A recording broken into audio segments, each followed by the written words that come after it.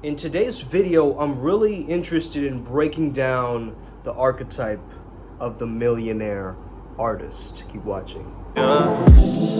I'm inspired. I'm inspired. Flow Mashkaram and Flow Mistake. My name is Sumet Chatterjee. The flow in me sees the flow in you. I'm a flow state coach, which means that I help you feel better and perform better. Today, I'm interested in breaking down the archetype of the millionaire artist. And there is something so fascinating about an artist that also understands their own wealth profiles, and they can move forward with dynamism and abundance, and they use their expressiveness as a way to maintain their bank balance. Okay, now understand the word bank balance. Okay, it's a balance. You've got to be the juggler, you've got to be the investor when it comes down to this, right? A lot of artists nowadays are thinking about NFTs and things like this because there's new advancements, there's new ways to do things, right? There's parallel universes all around you, and it's the choices that you make that are going to align you towards a very specific vision. So you've got to be the psychic artist first in terms of being very intuitive as to what is the needs of the public and what can I provide? Like, what is the passionate drive that creates my purpose? Okay, I'm really fascinated by these artists that make it big, and they go on museums all around the world, or they're musicians that everybody knows about. There's some kind of ephemeral quality that they possess that's very ethereal, and like it's almost like they're not even from this world. Okay, there's some other thing happening inside of their minds. There's a lot of spiritual teachers that I noticed that cut away the noise of the mind, and there's certain spiritual teachers that fill it with more information, more noise, okay? So, again, we don't want to overcomplicate things here, okay? Understand very clearly, millionaire artist, it makes sense, okay? It's got to make sense for you first and foremost. If you have a victim mentality and you're watching this right now, you might be feeling a resistance to the word millionaire or even six figure. Like, I remember as I was starting my business, I got so much resistance for this word, right?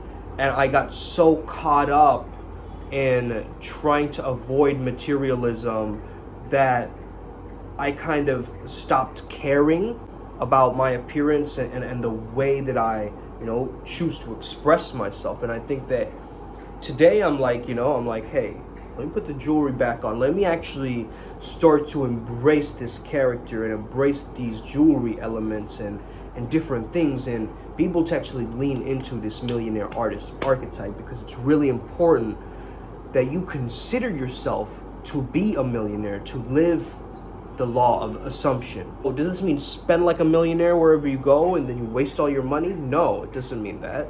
It means to be in the mindset or the wealth frequency, okay? I went from being like kind of a shy, weird theater kid to using those very same tools that I learned in the theater to make my life expand and be better. And I'm author of the book called TPM, if you don't know, Theatroplasticity Method, which was a survival tool that I figured out in college in order to get myself out of that matrix. The artists are glitches in the matrix, but what's so special about an artist is they see the beauty in everything, right? They see the beauty in even the ugly or the mundane. Can you love that piece of art even when it's unlovable? Okay, now we're getting somewhere, okay? Now we're digging a layer deeper to really understand the artist archetype, okay? Have you ever heard of the starving artist? Okay, I believe this is the biggest cop-out, okay? I have led myself to believe this narrative that there even is such a thing, okay? But starving artists start to understand that maybe that's just your victim mentality, okay? Because you're allowing yourself to believe in this narrative that you're this starving artist and everything has to be difficult for you in the beginning. No one's going to give you work. You're going to get rejected thousands of times. You believe in this storyline, okay? So many people have told you of this storyline, and hey, it's just, you're going to have to get used to it, buddy. Yeah, this is that work. I know, it's a saturated market. You're hearing this stuff constantly all the time, and of course it's going to formulate your reality, right? Think back to the dinner conversations you had with your family. Were they always positive about money? Or was it like, oh man, we have to pay this tax and this bill and this thing is going on and why we can't afford that, and oh, how will we ever make up the money to do this, and how will we, that logical, understanding, thinking brain that just captivates and, keeps people stuck in their own sense of captivity, right? In their own mental prison, okay? Either your content is not hitting with people, it's not resonating with people, or there's something in your business process that you're doing that's wrong. It's straight up wrong, okay? And a lot of people, they get into this whole moral dilemma of right and wrong, good and bad. If you convince yourself that your self-concept is good and only good, and you deny all the bad, like, no, bad, that can't happen to me, that's not me, you're actually keeping yourself stuck. And you're constantly trying to prove to yourself that, oh, I'm a good person, okay? This is actually a very dangerous person because they're unawakened. You want to get away from this chasing energy, forcing energy into an attraction, a magnetism, an energy of flow. And that's the biggest thing I changed from being this weird theater kid to living my theater. They say that love is one of the highest vibrations. Why is that? It's pure positive focus. It's light beingness. It's higher vibration. If existence is an expression of source, then all things are art. You can't spell earth without art in it. We use beauty to eradicate resistance. That's the artist. That's the pleasure alchemist. If you have this inner artist, and I know you do if you're on this channel, you understand that you're on a scavenger hunt for what is aesthetic, what is beautiful, what is eccentric, what is unique, what is emotional. Different circumstances, different imagery, different sounds. You're a collector of experience. You are the integrator. So to be the millionaire artist, you got to understand that wealth frequency along with the artistic curiosity, drive, focus. When these two meet, you meet an artistic charisma or a need to express oneself. Expression, the opposite of depression, okay, deprimere, to push down, to squeeze out. Expression is to squeeze out. So are you squeezing out all that you have internally? Are there any incongruencies between what you're feeling in here and what you're expressing out there? If you have this persona fatigue, you're constantly trying to make yourself cooler or more like this or try to impress others, you're constantly gonna be backlogged on your energy reserve, right? You're gonna feel like, oh, I don't have enough willpower, I don't have enough energy, I don't know, I just can't get myself to do it. Because you're pretending. The lesson is allowing something to exist, right? It's gonna lose its energy, it's gonna lose its life force, what it's meant for. So objects are relief. All objects are just there for your relief. Start to understand that. The beauty of even abandonment or an abandoned building, right? The wabi-sabi of that, or the imperfectly perfect nature of a ripped pair of clothing like this, right? Yes, it's ripped, but it's also aesthetic. Okay? And that is the mentality of the millionaire artist. I'm ripped, but I'm aesthetic. Okay? Ripped, not like jacked ripped, right? But I'm torn. Yes, I'm torn. Yes, I'm tormented. I can be the tormented artist. Oh, my soul is tortured. Oh, my this is that. Listen, what if you're just a divine spark in this cosmic soup that creates that ripple effect of love?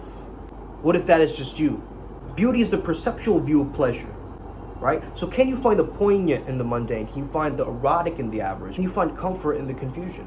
For an artist, they see an erratic marching band with protest signs outside of a government building. And an artist sees that movement through the crowd of what's happening as a dance.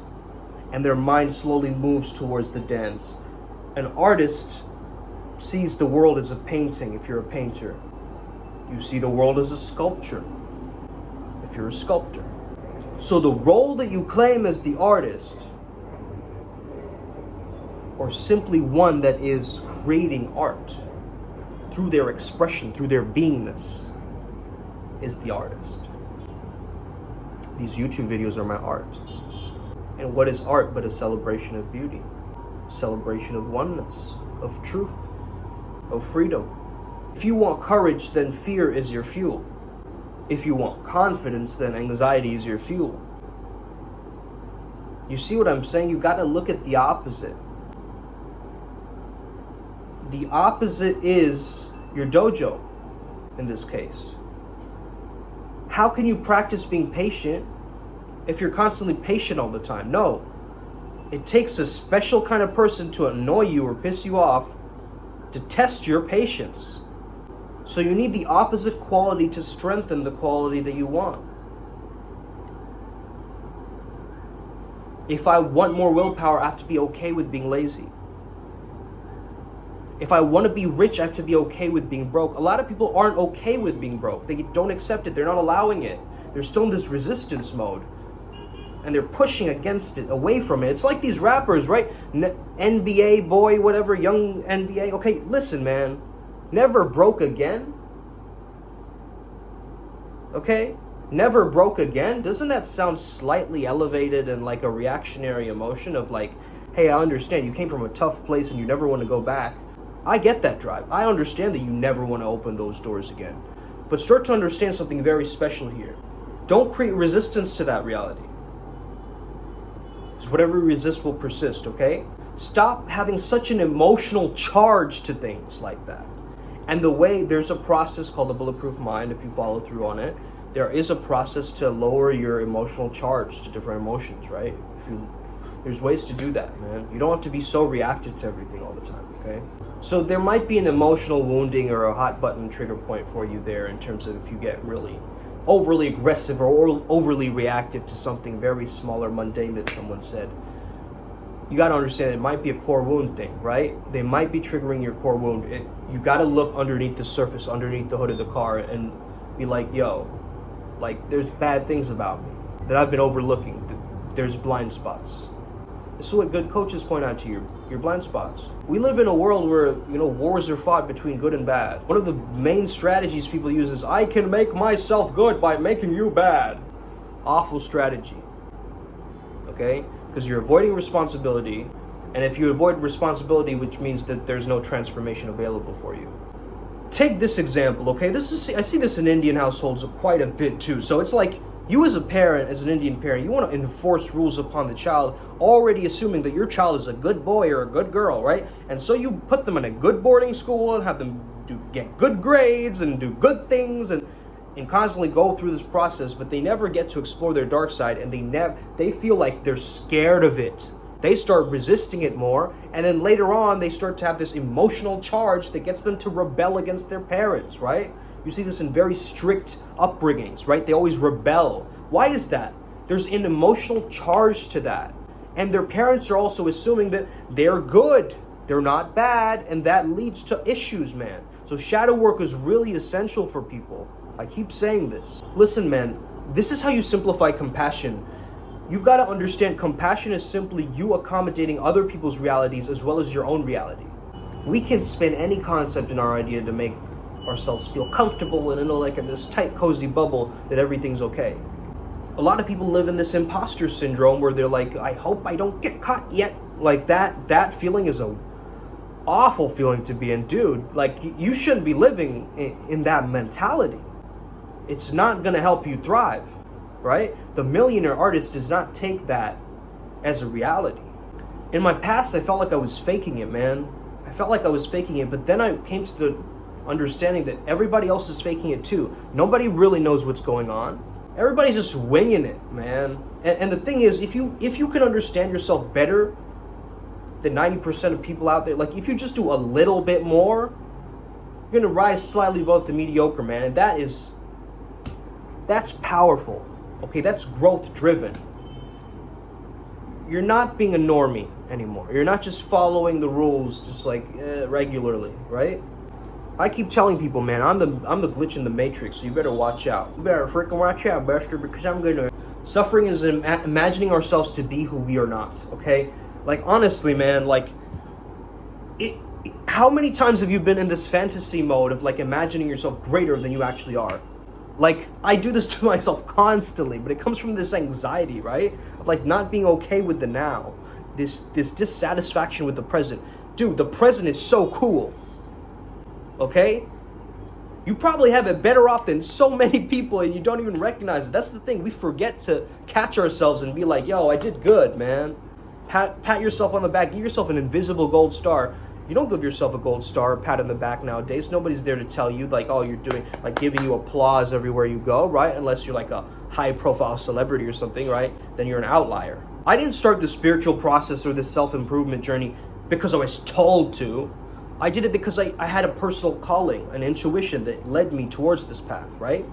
I just leaned into the unknown. I leaned into the edges of the universe and the mysteries of the universe. One of the biggest misunderstandings is I am aware. Your awareness doesn't need the mind's help. It needs no assistance from the mind and the thoughts. It just needs presence. Not only are you responsible for your emotions, but you let other people be responsible for their emotions. Okay? I think that a millionaire artist understands something very significant. I think they live according to their own code. I think a millionaire artist understands that there are a few things they need to be doing to get themselves into that wealth frequency, okay?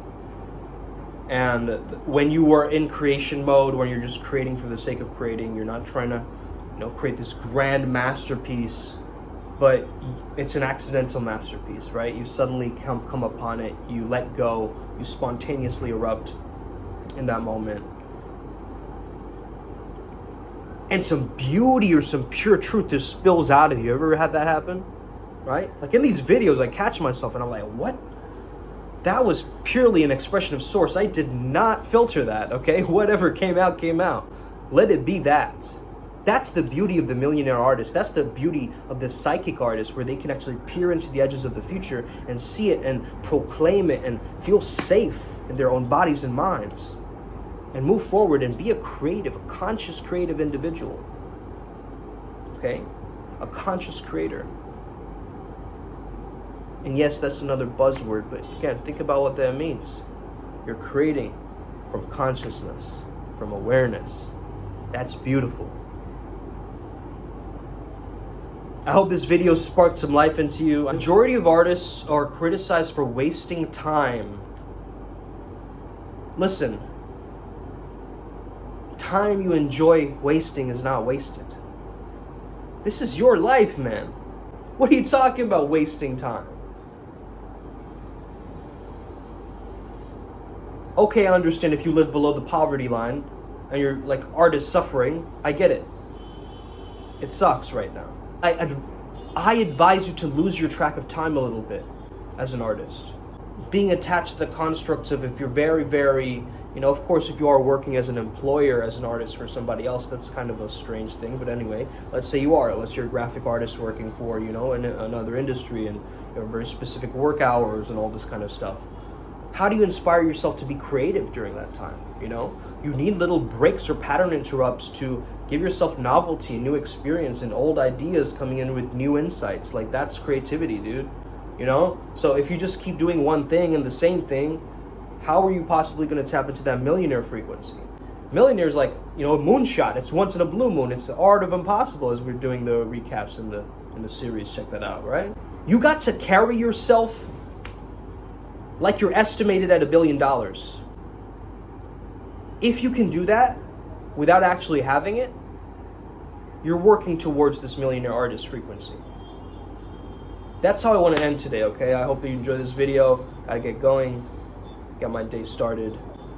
A lot to do today. May the flow be with you and stay legendary. Let's get it today. Upward Spiral Gang. Hit that subscribe button if you're new.